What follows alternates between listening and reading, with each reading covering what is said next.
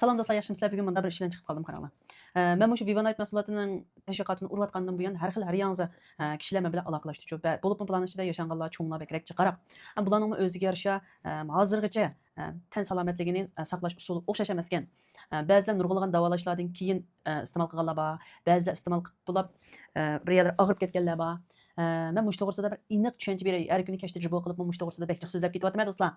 Odam badani qanda avval ostida og'riq degan narsa paydo bo'ldi desanglar, biz dastlab bilan bizga ozroq bir signal bo'ldi shu badanda. Shu vaqt bilan vaqtida oldin olmaganlik sabab tufaylidan odamning badanlari og'riydigan, keyin u kasallik alomati bo'lib ko'rilib, og'ir kasal bo'ldi degan holat bo'ladi. Shunlashqa masalan o'ziga bekrak ko'ngil bildigan, bekrak bir yerlar og'rib bo'lguncha doktorxonaga boradigan kishilarni biz xato deb ketmaymiz. Chunki ular oldini oladi uchun. Ba'zilar faqat yoqtirmaydi va hech qaysini to'g'ri xato degim yo'q bu yerda.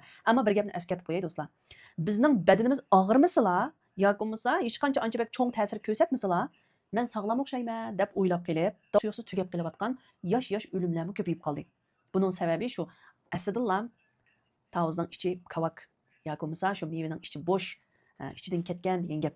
Shuningdek do'stlar, men sizlarga tavsiya qilayotgan Viva Night mahsuloti ishingizning narida masala borligini izlab topalaydi.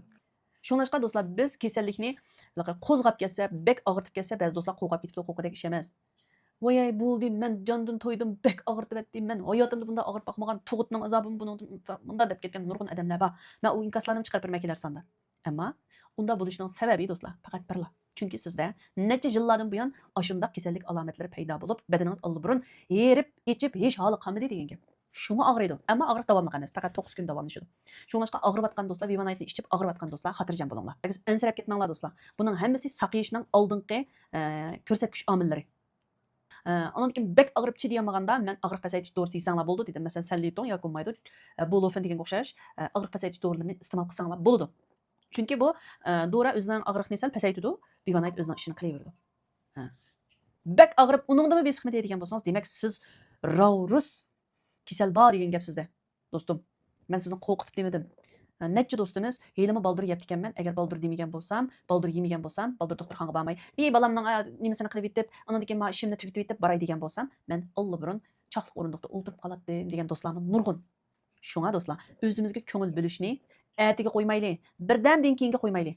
Hozirlam mushtapning o'zidan boshlasak bo'ladi. Agar mening gapimni to'g'ri deb o'ylagan bo'lsanglar do'stlar, Inkas rayoniga gullaringlarni yo'llab qo'yinglar. Undan keyin Viva Night mahsulotimizni olmoqchi bo'lgan do'stlar, Inkas rayoniga aloqa adresinglarni qo'yib qo'ysanglar, men sizlarni o'zim qo'shib olay.